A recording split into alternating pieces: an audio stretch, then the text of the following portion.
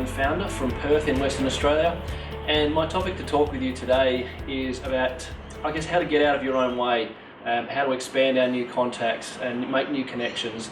I think part of the challenge when we do this business, and this can happen at any time, whether we're new to the business and sort of gone through our first sort of part of our main connections with our family and friends, but we can get into that point of stagnation where we run out of all those initial contacts and we're not enrolling as many people as we want to.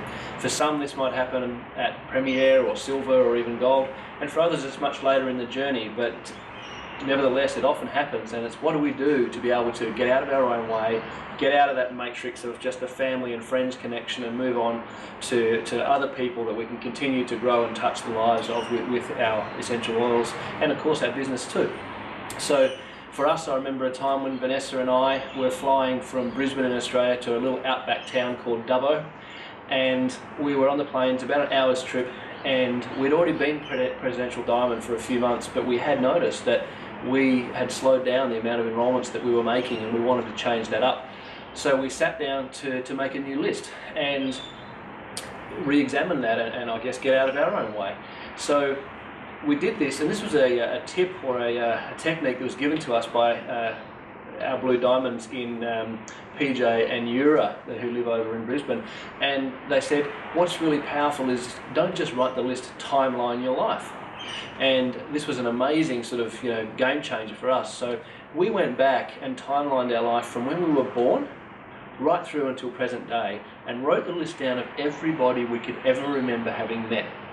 Now what we found is that when we write our list, our mind tends to separate things into the key areas of life, like where did I go to school and who did I know there?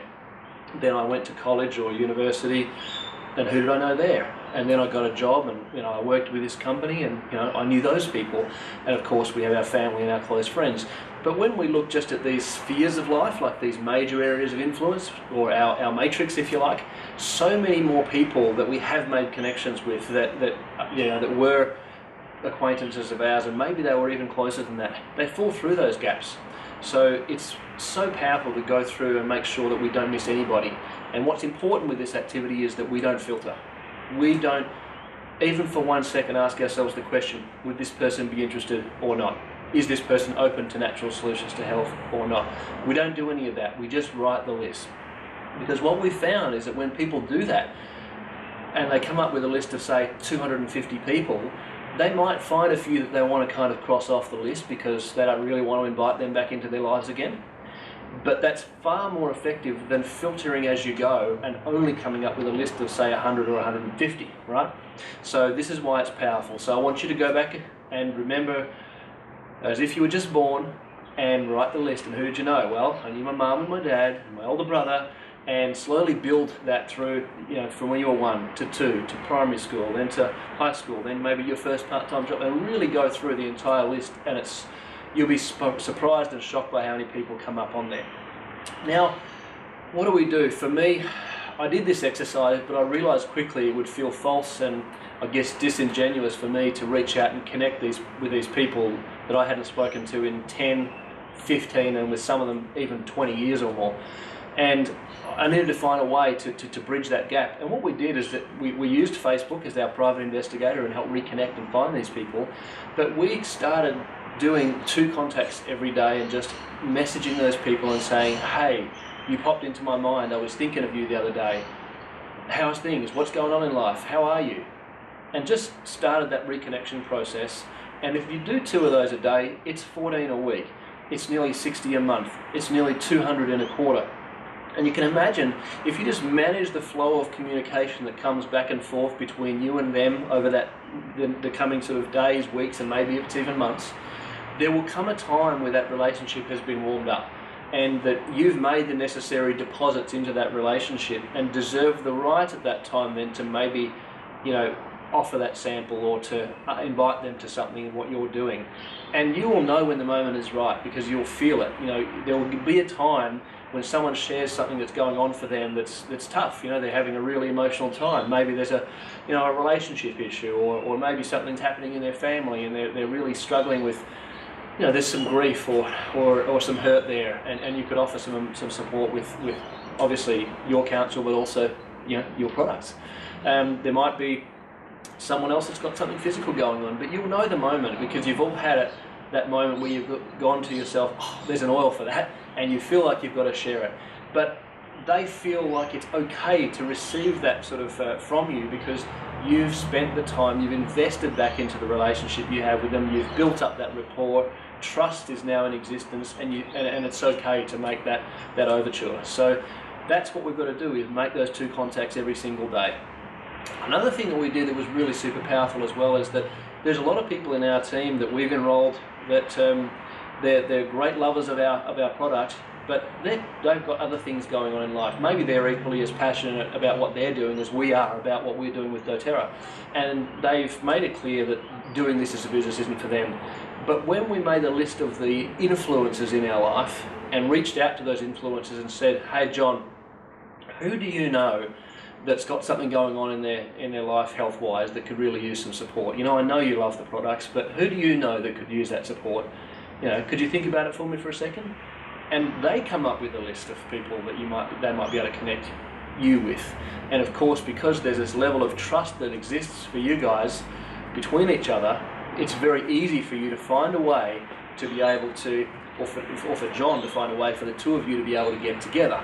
So that's one thing. The other question that you could ask John is say, hey John, who do you know that could use an extra, say, $500 or $1,000 a month? Who do you know that would really impact and make a meaningful and powerful difference in their lives? Because we're having a lot of success with our doTERRA business, and we think that there's others that we could also help with along that lines as well. So this is the second thing that you do, and what makes a powerful way for you to get out of your own way, get out of your matrix, get out of that sort of family and friend kind of group that you felt a little stuck and stagnant in, and expand your contacts and move forward. So your action items, your homework if you like, one is to go back and re-examine that list. And remember, no filters. You've got to do it as if everybody would be couldn't wait to come and join you in doTERRA. The second thing is begin that connection phase. Use Facebook, find a way, message these people personally. And this only works, by the way, if you come from a position of real authenticity and integrity. You've actually got to want to know what's going on for these people and make that connection. The second thing is to connect with those influencers in your life and see who that they might be able to refer to you. There's plenty of people out there that they could refer if you could just make the phone call. So start making some of those phone calls. I hope this has been really helpful for you guys. Look forward to hearing great stories from you about all of your sharing and how big your list is and how much opportunity you have still in front of you.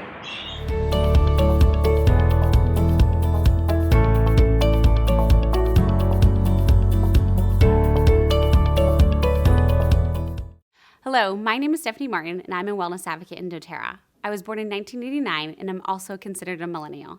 Today, I'm excited to share with you guys 5 tips on how to connect with millennials. Tip number 1, appeal to their emotions. If you have watched social media, you can oftentimes see that millennials are very attached to things that they believe in. They love knowing that every single time that they buy a bottle of essential oil, they are not only helping themselves and their family, but they also know that they are changing the lives of so many around the world who we are helping through our co-impact sourcing and our philanthropy work. They love improving. They know that throughout generations, maybe things have gone downhill. There's more toxins in our products. So it's very important to them to know that they are part of something bigger and better than themselves. So tip number 2, tell them a story. Millennials love stories and hearing why you do what you do. They love knowing that their why or your why has a heartbeat, so it's connected to a cause. And if your why has a heartbeat, they want to be a part of that why. They don't like the 9-to-5 blue collar. They want something that makes them feel good and makes them feel like they're changing the world. Tip number 3. So connecting with millennials, you have to learn to meet them kind of where they want to be met at. So I know that with millennials on my team, I'm probably going to be conversing with them via social media. And I have to be willing to connect with them on the social media platforms that they connect the most with. So maybe it's Facebook or Instagram or Snapchat or Voxer. Those are the types of social media platforms that I know that I might have to be conversing with them to make them feel the most comfortable with.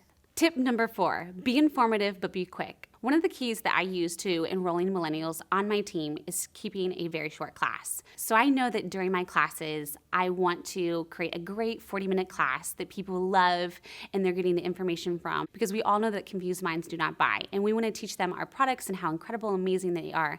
But we want to also show them, maybe during the membership overview, a little bit more about that. Open their eyes to the future and what doTERRA is doing. We are definitely leading a natural healthcare movement. And I do believe that they want to be a part of something that is so much bigger than themselves. So take these tips, run with them, try them out, and be willing to work with millennials.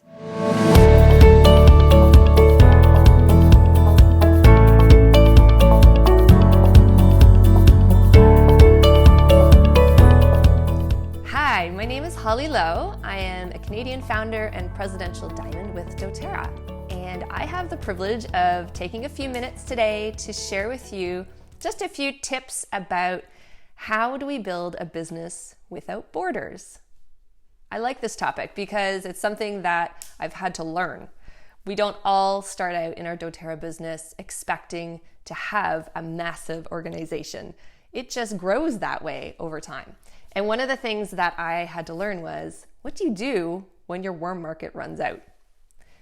What I want you to understand is, if you are treating this as a social networking business, then it won't run out. It will always grow. And surprise, it is a networking business. I think the funniest thing I've ever heard from builders that work with me is, I didn't know I had to go out and meet people. This isn't a work from home type business. So first and foremost, in order to keep your business growing and expanding, you have to be willing to network. Social networking can be done in person. That's the best way to do it. Getting out there, meeting new people on a weekly basis. It can also be done online. But I want to kind of keep that in balance because, again, if you're only going to focus on one or the other, I would choose in person over online networking any day. But there's a great way to balance them both and to reach audiences and to reach new contacts both ways. So first of all, start local. That would be my number one tip for networking.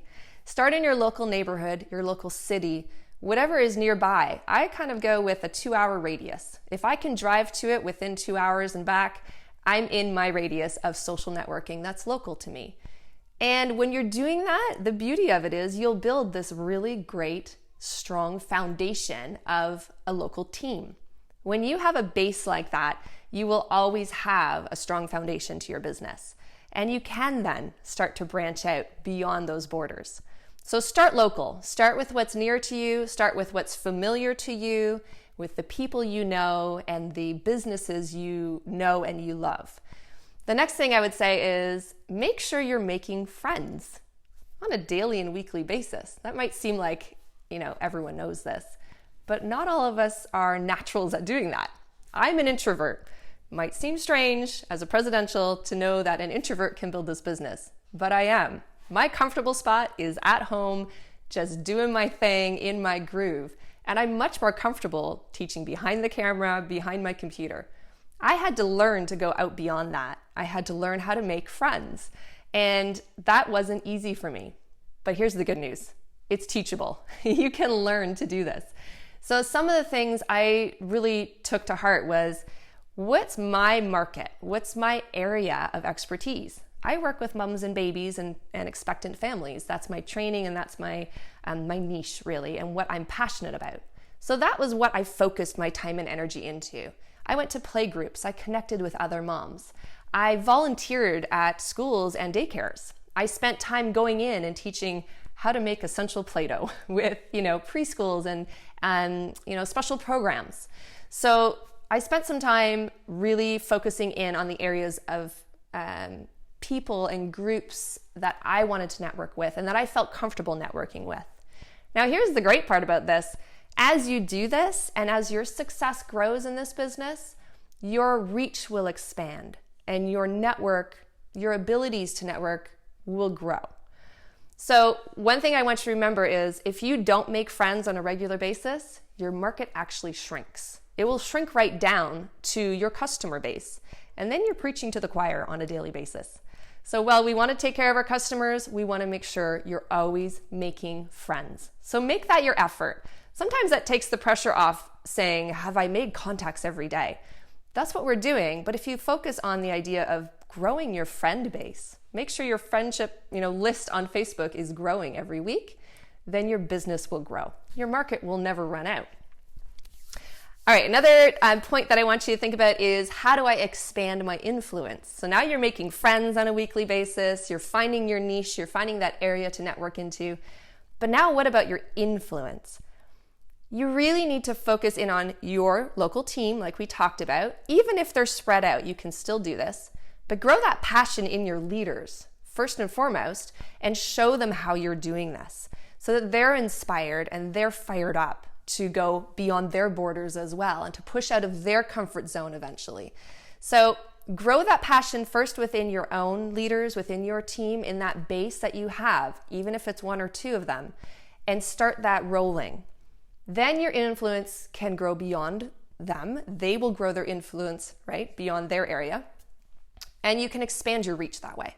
So as you grow in success, it's really important that you up-level your abilities.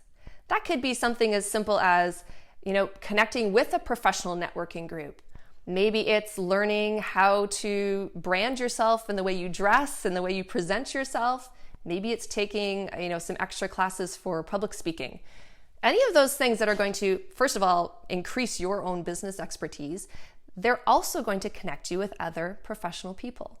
So up-level, look at ways that you can get beyond the initial market that you started with. For me, I worked with, like I said, moms, new moms, babies, families. And at some point I had to decide, will that stay my market forever?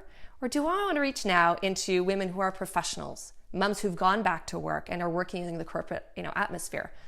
I do. I want to be able to reach that atmosphere. I want to be able to reach that group. So in order to do that, I had to up-level my own abilities. And that's just professional development, getting out of your comfort, going to things like charity events. And I went to galas at Christmas that I would never have gone to before because it was not my comfort place. But I really enjoyed it and I met some fabulous people. So think that through, get creative, but think through ways that you can get yourself into places, and events and areas are really easy ways to do that, but in ways that do up-level you. The next one I would say is make sure you're volunteering in your community at these types of events so that your face is seen, your voice is heard.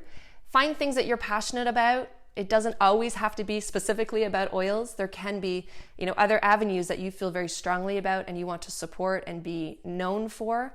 Do that, pursue that. You're going to divide your time as you need to, but make sure you're reaching out. Make sure you're making yourself available to people so they know you're the person they need to call when they need something for their health. If they don't know you're here, they don't know to reach out for you. So expand that reach by volunteering, getting involved, and serve. That's the heart of what doTERRA is. It's a service-based company. Honestly, I think the best thing I could tell you is to keep dreaming big. If you want those borders to expand, if you want to move into other areas, other markets even, you have to dream big. We stepped into the UK market this year, and it was an area that I never thought I would even approach. And it just happened. It wasn't something I planned for or specifically went after. But I was inviting that into my business. I was inviting a bigger expansion into my business. Playing small, I learned, doesn't serve my team. It doesn't serve me. It doesn't serve my business or theirs. So remember that. You need to dream big in all of this.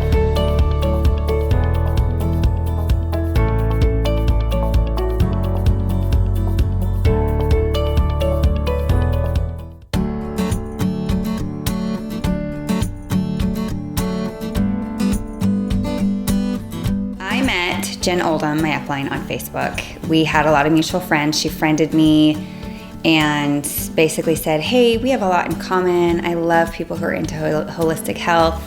I'd love to connect. And we just connected. And within a couple months, she reached out to me because she'd seen a few of my posts, and she said, hey, I see that you're using this brand of essential oils. If you like that brand, you'll love doTERRA. And I was like, really? She basically started talking about all the uses, and I was really intrigued. And she said, well, hey, if you'd like, I'm going to be down in Boise. I could come teach a class for you. If you wanted to host, I'll give you some free oils.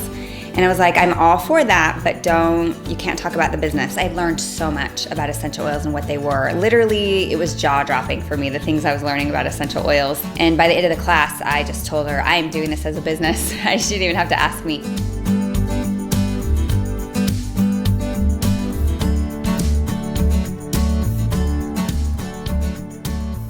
At the time, very shortly after I was introduced to essential oils, my husband left me.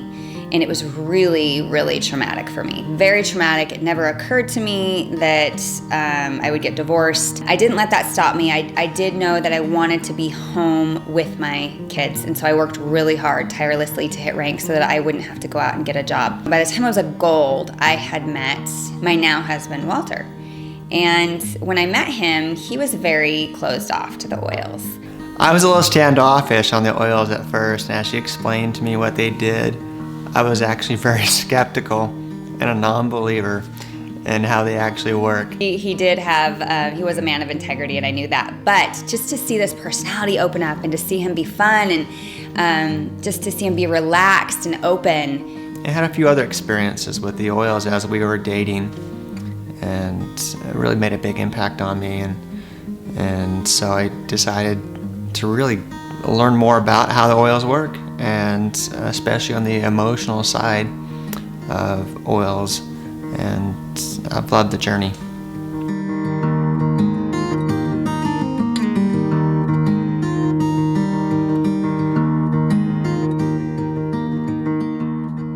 After I had hit Diamond, we got married shortly after, and within 2 months of me hitting Diamond, we got married. And then for going for Blue Diamond, he was just an incredible support to me, having somebody to just be the wind beneath my wings and vice versa.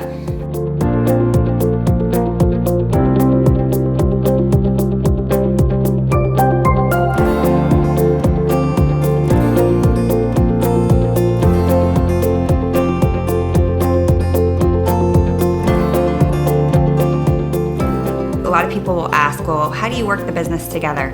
We just have very, very separate roles. He pursues what he's passionate about with health and wellness, and I pursue what I'm passionate about. And part of mine is managing a team. And I hire assistants to do things. I don't have Walter, do assistant type things for me. He does his own thing. He helps connect relationships. He sends people to my classes. That's more of his role and how he supported me.